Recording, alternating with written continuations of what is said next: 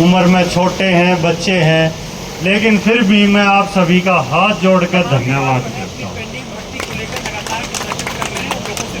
यहाँ ज़्यादातर बच्चे जानते भी हैं, मिले हुए हैं, अलग अलग जगह से आए हैं, हिमाचल से आए हैं, उड़ीसा से आए हैं, बिहार से आए हैं, आज भी जारी है। आप सब वहाँ आए भी हैं, देखा भी है, और फिर भी जब तक आपकी ये पेंडिंग भर्ती पूरी नहीं होगी, अग्निपथ रद्द नहीं होगा, वो जारी रहेगी। उस धरने के और मेरे घर के दरवाजे आप सभी बच्चों के लिए 24 घंटे खुले हैं। ये जो लड़ाई आपने लड़ी, जंतर मंतर से लेकर, सड़कों से लेकर, अभी यहाँ वो भाई दिखाई नहीं दे रहे जो एक कागज का काम ज्यादा करते, आपकी जो सुप्रीम कोर्ट का केस लड़ते हैं। कुछ साथी सुप्रीम कोर्ट के कागज में एक्सपर्ट हो गए, अभिराज पैदल चलने में एक्सपर्ट हो गया, आप उड़ीसा से आने में हो गए, आप हिमाचल से। जो आप लोगों ने संगठित होकर ये जो लड़ाई लड़ी है, उसी का परिणाम है कि इंडिया गठबंधन 234 सीट ले पाया है। और थोड़ी सी कसर रहेगी या 20-30 सीटा की, ना तो आज वो अग्निपथ के भी पन्ने पाट रहे होते, वे भी पाटेंगे। आपके हौसले को देखकर मुझे लगता है कि ये चीज बचेगी नहीं, या पेंडिंग भर्ती भी पूरी होगी और अग्निपथ स्कीम भी रद्द होगी। आपको ध्यान होगा जब हम पहली बार मिले थे तो मैंने आपसे एक बात कही थी कि चाहे रिक्शा में चलो, चाहे बस में चलो, चाहे रेल में चलो, अगले तो भाड़ा भी करो, भाई कितने पैसे लेगा, तो उससे पहले नु कह रहो पेंडिंग भर्ती पूरी करो। कहने लग गया कि नहीं कहने लग गए? आपके उस जज्बे को चलते हुए आज पूरा देश बोल रहा है पेंडिंग भर्ती, पेंडिंग भर्ती, अग्निपथ, अग्निपथ। तो ये किसी सरकारों का काम नहीं है, ये आपकी लगातार उस मेहनत का काम है जो आप पिछले 2 साल से कर रहे हो। आज उस मेहनत की वजह से पूरा देश इसके खिलाफ आवाज उठा रहा है, पूरा देश पेंडिंग भर्ती के लिए बोल के भी बैठे रहेंगे। लेकिन आपको बता दूं कि जिस दिन हमें जीत मिलेगी, पूरी दुनिया हमारी साबिती को दाव देगी और लेंगे भाई, पक्का बताते हैं कि अधिकार लेंगे, लेंगे, लेंगे। जय हिंद साथियों। हमारे हिंदुस्तान के कोने कोने से आए हुए यहाँ सभी युवा साथी, जो अभी भी इनके अंदर वो खून दौड़ रहा है, जो अपने हक के लिए लड़ने को सदा तत्पर है। कुछ हमारे भाई कायरों की तरह घर पर भी बैठे हुए हैं। जब उनकी ओर के लिए हम सोचते हैं तो कुछ मन छोटा होता है, लेकिन आप जैसे वीर योद्धाओं को जब देखते हैं तो हमारे शरीर में रोमांच पैदा हो जाता है।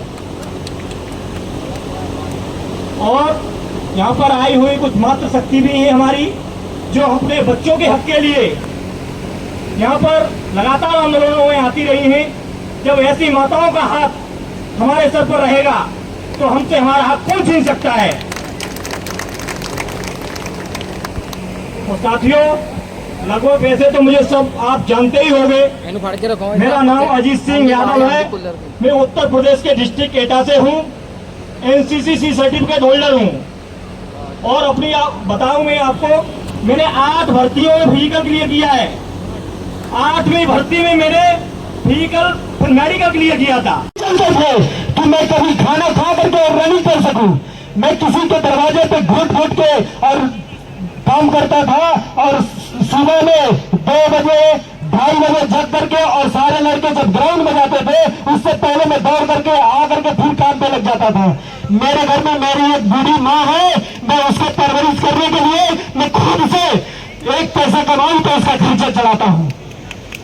और मोदी जी, आपसे मेरा रिक्वेस्ट है, अपील है कि आप बार बार यही चीज बोलते हैं कि मैं तो चाय बेचने वाला हूँ, मैं चाय बेच करके और देश चला देता हूँ, प्रधानमंत्री बन सकता हूँ, तुम भी कुछ करो, कुछ करके आगे बढ़ जाओगे। मोदी जी, आप मुझे जवाब दीजिए, मैं क्या करूँ? मैं तो इतना करता हूँ कि मेरे घर में बूढ़ी माँ है, मैं इसको करने के बावजूद भी अपना कर्तव्य करता हूँ और उस चीज को पाने के लिए सब कुछ करके हासिल कर लेता हूँ। तो आपका फर्ज बनता है कि मेरा अधिकार छीन लेते हैं, मैं क्या करूँ? आप क्या करवाना चाहते हैं हमसे? आपसे मैं एक रिक्वेस्ट करता हूँ, अपील करता हूँ कि मोदी जी बस एक चीज, मुझे कुछ नहीं चाहिए, मुझे अग्निवीर से कोई ताल्लुकात नहीं है। अग्निवीर आप लगाइए, जो भी लगाना है लगाइए, आपकी मर्जी है। आप राजतंत्र नहीं, अपना जो इच्छा जो सत्ता चलानी है वैसे चलाइए, लेकिन हम तो इस आर्मी वाले से हैं जो परमानेंट थी और परमानेंट के हिसाब से इन सभी युवाओं में यही युवा नहीं 1,25,000 बच्चे क्वालिफाई किए थे। मोदी जी, मैं आपको बता देना चाहता हूँ, मैं आपको धमकी नहीं देना चाहता हूँ, मैं अपनी अंदर के खोलते हुए खून और जज्बात से आपको बस यही बताना चाहता हूँ कि मार भी दूंगा लेकिन पीछे नहीं हटूंगा। आप क्या जानते हैं, आप क्या जानते हैं कि आप सभी के भाइयों और बहनों का करके और अपना भरोसा जिता सकते हैं और हम नहीं जिता सकते हैं। भाइयों, मैं को गरीब बच्चा हूँ जिसके घर में कभी चूहे नहीं चलते। आज के डेट में भी मैं किसी दूसरे के यहाँ काम करके और मुझे यहाँ आने की नौबत नहीं है, मैं नहीं आ सकता हूँ, मेरे पास नहीं है सौगात, लेकिन फिर भी मैं दूसरे से कर्ज। वो आज सड़कों पर दिल्ली में जंतर मंतर पर बैठा हुआ है, लेकिन कोई सुनने को तैयार नहीं है। लेकिन यही जवान अगर शहीद होकर अपने गांव में आता है तो पूरे देश के लोग कहते हैं कि हमारे देश के लिए देखो एक जवान शहीद हो गया, कितने गौरव की बात है। लेकिन जब हम अपने अधिकार की बात करते हैं तो कोई सुनने को तैयार नहीं। इसलिए मैं कहता हूं नौजवान साथियों कि आपको अपने अधिकार, अपने हक के लिए लड़ना पड़ेगा, क्योंकि जब तक से बच्चा भी नहीं होता तो उसको बिना दूध नहीं पिलाती। और आप लोग तो नौजवान है, इस देश के सैनिक बनने वाले, तो हम अपने हक लेकर रहेंगे ना।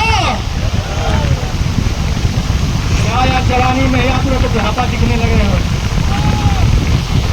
हौसले बुलंद रखिए, वो समंदर भी आएगा।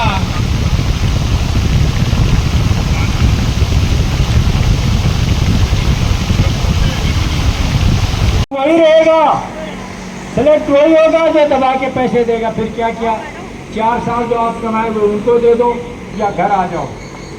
कहते हैं कि हम आने के बाद यहाँ नौकरी देंगे, अरे यहाँ वालों को तो नहीं दे रहे हो, कहाँ दोगे?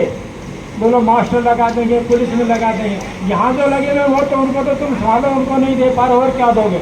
तो हमारे साथ बहुत बड़ा धोखा है।